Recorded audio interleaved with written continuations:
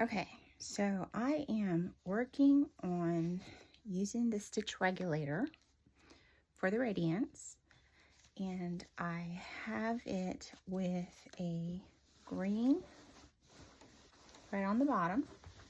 I'll show you here. You can see that. So it's green thread on the bottom and a pretty pink thread on the top, right?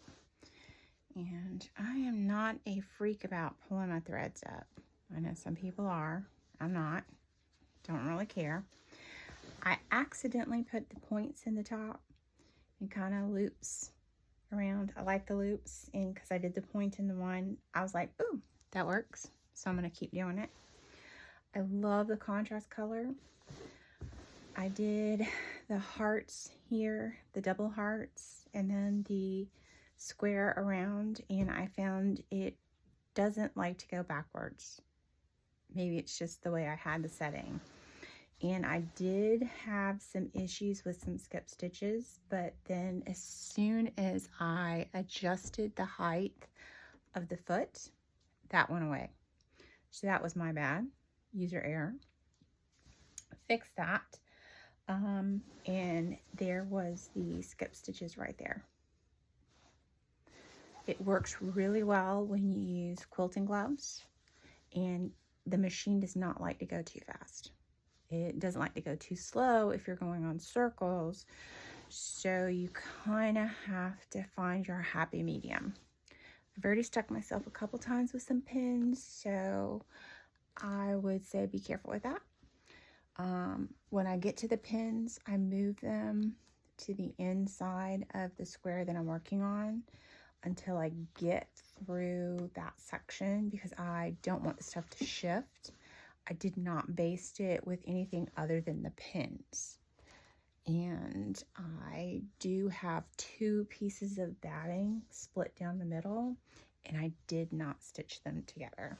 So I'm being a little more cautious with how I do my stitching and moving my pins around until I get that section down, just to make sure it doesn't shift. The first couple times I did the stitching, I did it with the finger pushing. Now I'm going to try doing it with the foot control, because I seem to have a little bit better control with it. And when I did it on stitch mode 1, I wasn't pleased with the results. I felt like it was a little choppy for me. So I went ahead and tried it on stitch mode 2, the continuous mode, and I thought it did better. So I'm going to try it again on that. And I didn't seem to like starting in the corner. So I'm going to start right kind of here on the edge. So when I get finished with the corner, I join it. Now down here, you're going to see back here, there's going to be a teeny tiny green square. It's about 1/4 inch in size. And you need to make sure that the fabric is past that. As long as the fabric is past that, it will start. So if you push the button here, it's going to say the start stop button does not operate with a foot controller attached. And you're going to say, okay. And if you have this glove on, you have to take the glove off just to push the button. So then you can use the buttons up here, no problem, but you can't use the foot control. You can't use the start stop button with the foot controller on.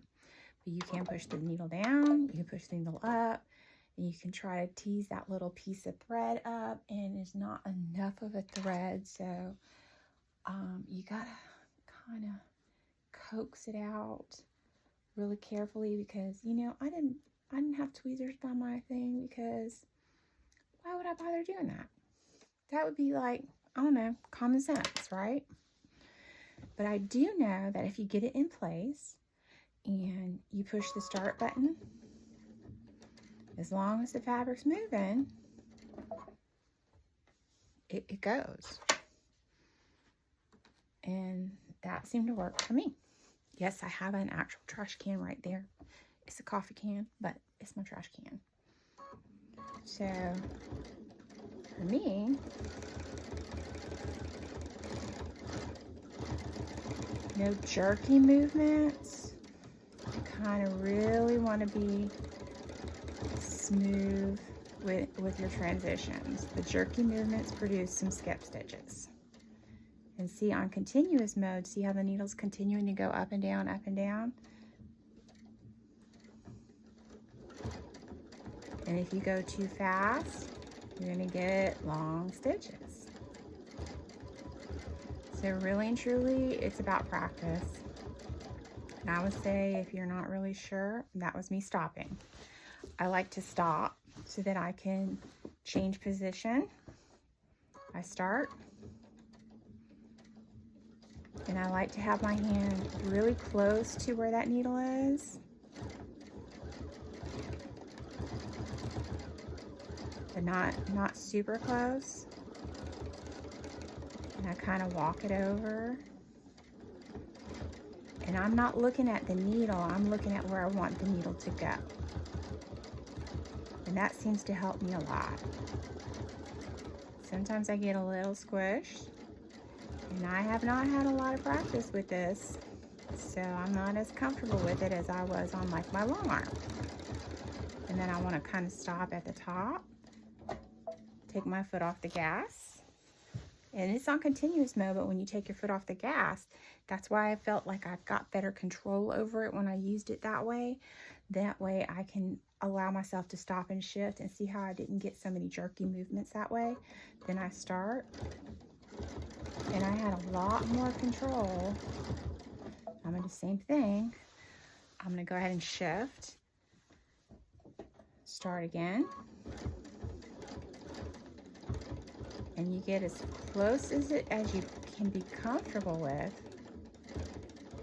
And don't go so slow that you can't make good, nice, fluid movements, excuse me. There you go. And I will get to going sometimes where I'm just like, Don't worry about sewing over a string. It'll pull right back out. And yeah, it's so smooth that you can sew with just one hand. But you don't want to sew over your finger. So you're going to make this letter L. See? And in continuous, it will continue to sew as long as you got your foot on that gas pedal. And see here, make sure I don't sew over these little needles. So I'm gonna go over here, and then I like to stop when I'm doing points at the top of the point. Reposition. Try and make it nice and wide to fill out this square, which I am not doing such a good job on this one because I'm trying to talk and not pay attention to my sewing, but that's okay. You're getting the idea. And then I turn. And then when I'm done, you're going to see a square that looks like this. And I love it. And on the back side, it looks like that. And I think it's quite beautiful. And I'm going to go in later and fill in something in the middle here. Haven't quite figured it out, but I'm really enjoying it. I hope you do too.